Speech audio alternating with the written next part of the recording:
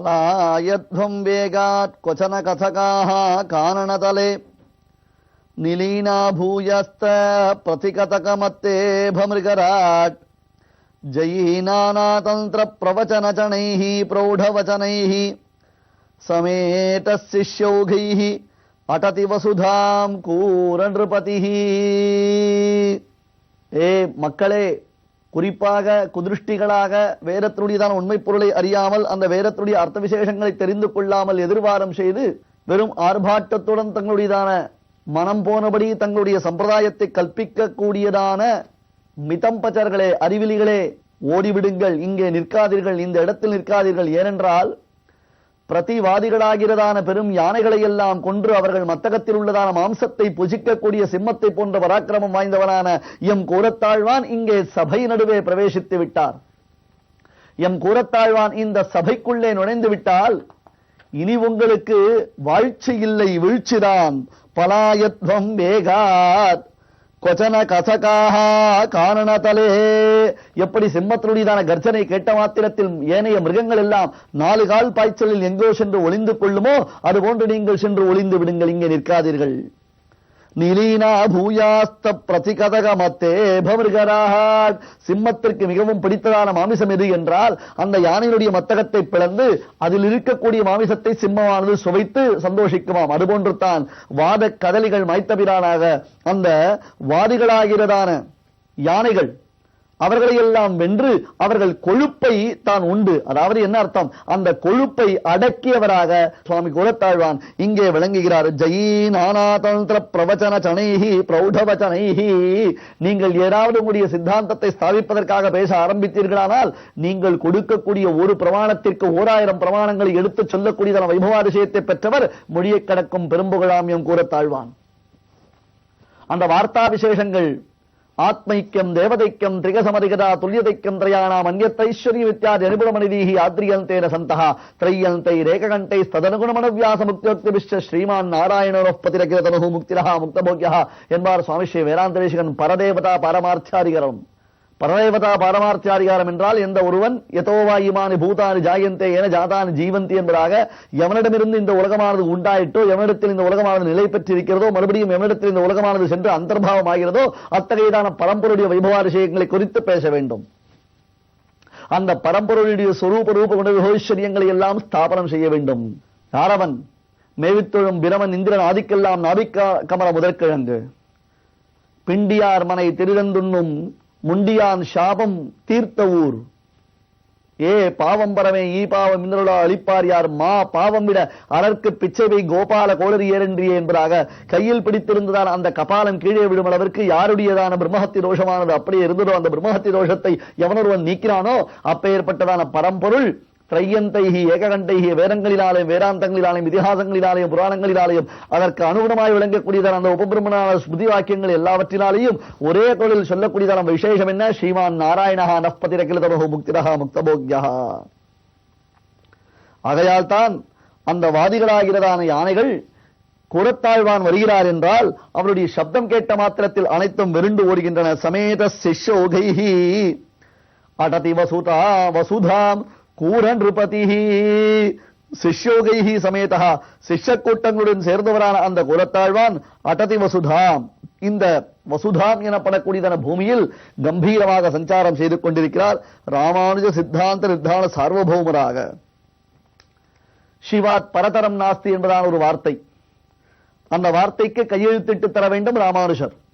ராமானுஷர் ஒருவர் ஒப்புக்கொண்டு விட்டால் இந்த உலகம் அனைத்தும் ஒப்புக்கொண்டதாகிவிடும் என்பதாக நாலூரான் சொன்ன வார்த்தையின்படியாக சோழராஜா ராமானுஷரை கையெழுத்திடுவதற்காக நிர்பந்தம் செய்ய தன்னுடையதான சேனைகளை அனுப்பினால் அதற்குள்ளே கூரத்தாழ்வானும் பெரிய நம்பிகளும் இந்த இடத்தில் காஷாயத்தோடு வந்து நிற்கிறார்கள். கூரத்தாழ்வான் ராமானுஜருடைய வேஷத்தில் இருக்கிறார். பரமசாத்விகரான அந்த கூரத்தாழ்வானுக்கு தன்னுடைய ஆச்சாரியன் ராமானுஜருக்கு ஏதாவது ஆபத்து நேர்ந்துவிடப் போகிறது இந்த சோழ அரசனாலே என்னும் பயத்தினாலே தானே இந்த இடத்தில் வந்து நிற்கிறார். அப்பொழுது சைவ சம்பிரதாயத்தைச் சேர்ந்த வித்வான்கள் எல்லோரும் வாரம் செய்கிறார்கள். அதில் முதலாக அவர்கள் சொன்னதான வார்த்தை என்ன? நமக்க சமக்கங்கள் அனைத்தும் பரம்பொருளாக அந்த பரமேஸ்வரனை குறித்து தான் பேசுகின்றன என்று. இந்த இடத்தில் அன்பர்களே அடியன் தெரிவிப்பது என்ன என்றால், இவை அனைத்தும் நடந்த சரித்திரங்கள். அந்த சரித்திரங்களை எல்லாம் நம்முடைய பூர்வர்கள் குரு பரம்பரையில் எடுத்து காண்பித்திருக்கிறார்கள். அதனால் தற்பொழுது விவாதத்தில் நம்முடைய நோக்கம் செல்லக்கூடாது, விஷயங்களில் தான் நம்முடைய நோக்கம் செல்ல வேண்டும். இந்த இடத்தில் கூரேஷ விஜயம் என்பதாக ஒரு 32 ஸ்லோகங்கள் அடங்கிய ஒரு தொகுதியை நம்முடைய பூர்வாச்சாரியர்கள் இயற்றியுள்ளார்கள். ஆம், கூரத்தாழ்வான் அங்கே சைவராஜாவான அந்த சோழராஜாவுடைய சபையில் என்னென்ன கேள்விகள் ஏற்பட்டன, அத்தகைய கேள்விகளுக்கெல்லாம் தன்னுடையதான வாதத்திறமையினாலே கூரத்தாழ்வான் எப்படி பிரமாணங்களை எடுத்துச் சொல்லி அனைவரையும் வாய் ஒழிந்தும்படியாக செய்தார் என்பதைத்தான் இங்கே ஒரு ஸ்லோகத்தின் வாயிலாக நாம் பார்க்க போகிறோம்.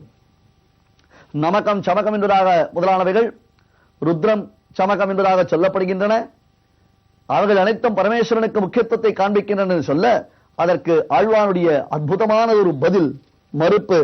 வித்யாரண்யோஜிதத்வான் நமக சமகயோ வேதபாஷ்யே ததர்த்த வியாக்கியானாத்தக்ஷயோகே ஹரசகிரசுரோ தீரிதைஹி தத்சுதித்வாத் விஷ்ணோ வாம்னாய வாசாமபி சகலகிராம் முக்கியவృత్తேஷ்ச தஸ்மின் शंभोर्नामा प्रयोगात क्वचिदपि चमके विष्णु शब्द प्रयोगात.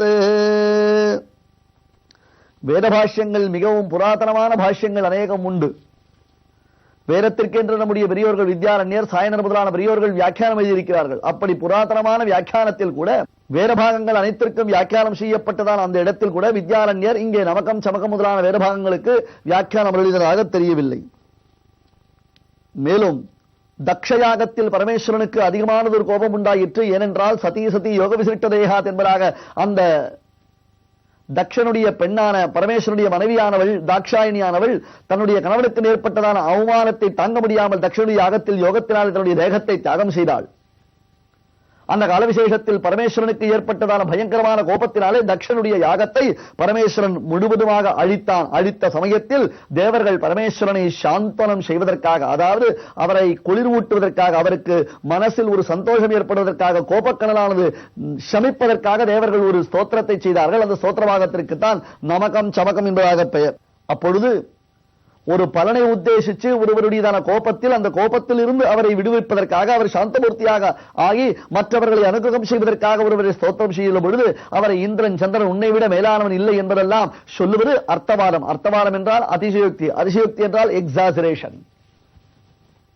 அந்த சமயத்தில் அவரை பார்த்து நாம் ஸ்தோத்திரம் செய்த பொழுது அவருக்கு நம்ம இடத்துல ஒரு அனுகிரகதா புத்தி ஏற்படுகிறது அல்லவா? அதற்காக சொல்லப்படும் வார்த்தைகள் எல்லாம் எப்படி பிரமாணமாகிவிடும்? ஒருத்தரை புகழ்ந்து பேசுவதற்காக நாம் ஒரு சபையை கூட்டி இருக்கிறோம் என்றால் அந்த சபையில் அவரை புகழ்ந்துதான் பேச வேண்டும், ஏனென்றால் வேறு வழி இல்லை. அப்பொழுது இவரை விட மேலானவர் யாரும் இல்லை, இவருடைய உத்தமமானவர் யாரும் இல்லை என்று சொல்லுவதெல்லாம் அவரை புகழ்ச்சிக்காக நாம் சொல்லக்கூடிய வார்த்தைகள் என்பதாகத்தான் உணர்ந்து கொள்ள வேண்டுமே தவிர்த்து இது பரதத்துவத்தை ஸ்தாபிப்பதற்கு பிரமாணமாகிவிடாது. பிரமாணத்தை சொல்லுபவர்கள் அந்த பிரமாணம் எந்த வகையில் எந்த சமயத்தில் எப்படி உபயோகிக்கப்பட்டிருக்கிறது என்பதை ஆராய்ந்து பார்த்து சொல்லக்கூடிய வல்லமை பெற்றவர்களாக திகழ வேண்டும். அதுதான் பிரமாணத்துடைய நோக்கம், இல்லையா? ஆகையால் பிராச்சீனமான வியாக்கியானங்கள், வேத வாக்கியங்கள், வேத பாஷ்யங்களுக்கு பெரியோர்கள் செய்தவர்களுக்கு கூடிய வியாக்கியானத்திலும் இந்த நமகம் சமகம் முதலான வேத பாகங்கள் வியாக்கியானம் செய்யப்படாததாலே அது இதில் சேராது என்பதாக தெரிகிறோம். அது தவிர தக்ஷ பிரஜாபதியுடைய யாகத்தை பரமேஸ்வரன் அளித்தபொழுது அந்த தேவர்கள் செய்த ஸ்துதி என்பதாகவும் இது தெரிகிறது. அது தவிர அற்புதமான ஒரு வாக்கியத்தை நாம் நன்கு ஆராய்ந்து பார்க்க வேண்டும். சர்வே வேதா யற்பதமாமனந்தி. எல்லா விதமான வாக்கியங்களும் சொல்லினால் சொல்லப்படும் பொருளும் நீ, சொல்லினால் சொல்லப்படாது தோன்றுகின்ற சோதினி என்பதாக சர்வே வேதா யற்பதம் ஆபனந்தி. அனைத்து விதமான வேதங்கள், ரிக்வேதம், யஜுர்வேதம், சாமவேதம், அதர்வண வேதம் என்பதாக எல்லா விதமான வேதங்களும் யற்பதம் ஆமனந்தி வேதைஷ்ட சர்வைஹி அகமேவ வேத்யா என்ற பிரமாணத்தின் வழியாக பார்த்தோமேனால் எவனை பரம்பொருளாக்கி சொல்லுகின்றன. நன்கு ஆராய்ந்து பாருங்களேன். பிரமாணத்தை பேசுபவர்கள் அந்த பிரமாணத்தை ஒப்புக்கொள்ளக்கூடியவர்களாக இருக்க வேண்டும். ஏனென்றால் நமக்கு தெரிந்த ஒரே ஒரு பிரமாணத்தை வைத்துக் கொண்டு நாம் விவாதத்தில் இறங்கக்கூடாது. ஏனென்றால் அதை மறுத்து பேசுவதற்கு பல பிரமாணங்கள் வந்தது என்றால் அதை குறித்த தெளிவான ஞானம் இருந்தால் அன்றோ இந்த பிரமாணம் நமக்கு பலியஸாக நிற்கும். ஏதோ ஒரு இப்பொழுது தற்காலத்தில் விவாதம் செய்பவர்களை பார்க்கலாமே, ஏதோ ஒரே ஒரு விஷயம் தங்களுக்கு குறிப்பிட்டதான ஒரு விஷயத்தை மட்டும் வைத்துக் கொண்டு அதை பெருசாக பேசிக்கொண்டு ஆஹா இதை போன்ற ஒன்று உண்டா என்று கேட்கிறார்கள், இல்லையா? சர்வே வேதா யற்பதமாமனந்தி வேதஸ்ய சர்வைஹி அகமேவ வேத்யா முதலான வேத வாக்கியங்கள் எதை காண்பிக்கின்றன, எதை சுட்டி காண்பிக்கின்றன என்பதாக நாம் பார்த்தோமேனால் அவை அனைத்தும் பரம்பொருளான ஸ்ரீமன் நாராயணத்தான் பிரசித்தமாக காண்பிக்கின்றன. ஏன் பின்னாளில் இந்த நமகம் சமகம் முதலான வேதபாகங்களுக்கு வியாக்கியானம் செய்யப்பட்டதான காலத்தில் கூட இந்த சப்தத்திற்கு பரமேஸ்வரனை பொருளாக சொல்லாமல் அக்னியைத்தான் பொருளாக சொல்லுகிறார்கள். அது தவிர அக்ரம் நயதீதி அக்னி அக்னேனய சுபதாராயே அஸ்மான் விஸ்வானதேவ வைராணி வித்வான் முதலான ஈசாவாஸ்ய உபனிஷத் வாக்கியங்கள் எல்லாம் எடுத்து நாம் ஆராய்ந்து பார்த்தோமேனால் அக்ரம் நயதீதி அக்னி, எவனொருவன் நம்மை மேலான உலகத்திற்கு அழைத்துச் செல்வானோ, மேலான மார்க்கத்திற்கு அழைத்துச் செல்வானோ, என்ன மார்க்கம் அது? பரமபதம், மோட்சம் எனப்படக்கூடியதான் உயர்ந்த மார்க்கம். அந்த பரமபதம் என்னும் மேலான மார்க்கத்தை அடைவிக்கக்கூடியவன் யார்? ஒருவன் மட்டும்தான். நாராயணனே நமக்கே பறை தருவான் என்று கீழே பல பிரமாணங்களினாலே நாம் ஆராய்ந்து பார்த்ததான அந்த அர்த்த விசேஷத்தை எல்லாம் இந்த இடத்தில் கூறத்தாழ்வான் அவர்களுடைய வாதங்களை மாய்க்கும் விதமாக ஒரு பிரமாணத்தை அவர்கள் எடுத்துக் கொடுக்க 1000 பிரமாணங்களினாலே ஆழ்வான் மறுத்து கூறுகின்றார். வித்யாரண்யோஜிதத்வாத் நமக சமகயோ வேதபாஷ்யே ததர்த்த வியாக்கியானாத் தக்ஷயாகே ஹரசகித சுரோதீரிதைஹி தத்ஸ்துதித்வாத் விஷ்ணோ வாம்னாய வாசாமபி சகலகிராம் முக்கியவృత్తேஷ்ச தஸ்மின் சம்போர்நாமா பிரயோகாத் கோசிதபி சமகே விஷ்ணு சப்த பிரயோகாத். எனவே பிரமேயத்தை கொண்டுத்தான் நாம் நன்கு தெளிவாக அறிய வேண்டும். அந்த பிரமேயம் எது, பிரமாணம் எது? பிரமாணம் பிரமேயம். பிரமேயம் என்றால் மற்றொரு அர்த்தம், எந்த சந்தர்ப்பம், கான்டெக்ஸ்ட் என்பதாக சொல்கிறோம் அல்லவா, அப்பேற்பட்டதான அந்த சந்தர்ப்பத்தின் பொருளையும் நாம் ஆராய்ந்து பார்த்தோமேயானால் விஷ்ணுவே பரதத்துவம், விஷ்ணுவே பரதெய்வம் என்பது அன்ஷேக்கபிள், இனியும் அசைக்க முடியாத அளவிற்கு நன்கு சித்தாந்தம் நிர்தாரணமாக சொல்லப்பட்டிருக்கிறது. அதைத்தான் சுவாமி கூறத்தாழ்வான் செய்தார். ஆனால் சோழராஜாவிற்கு அது பொறுக்கவில்லையே. ஓர் அறிவிப்பு.